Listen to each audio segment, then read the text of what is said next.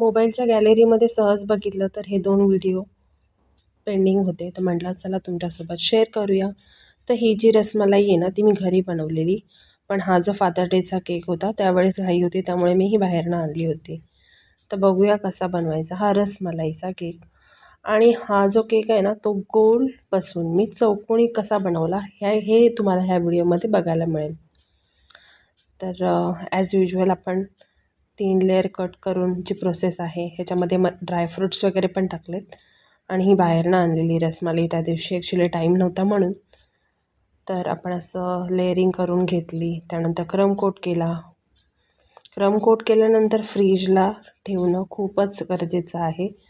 जर तुम्ही नाही ठेवलं ना तर तुमचा केक मेल्ट होणार आतून. तर क्रशमध्ये यूज केलं रसमलाईचं.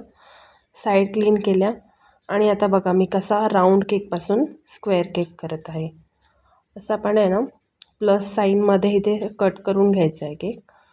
आणि त्याची जी राऊंडची साईज आहे ती अशा प्रकारे अरेंज करायची. असं स्क्वेअर करायचं आहे.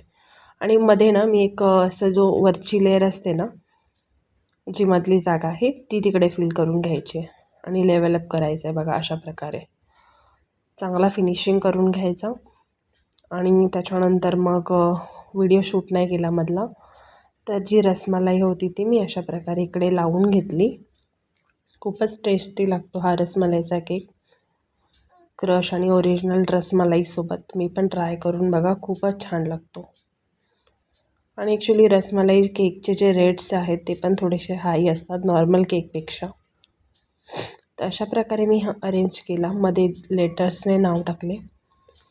आणि हे जे लेटर्स आहेत ना ते आमच्या ह्या 2 क्युटी पाईला खूप म्हणजे खूपच आवडतात. बघा कसे वेचून खात आहेत. तर कसा वाटला व्हिडिओ मला नक्की सांगा आणि प्लीज फॉलो करा. थँक्यू.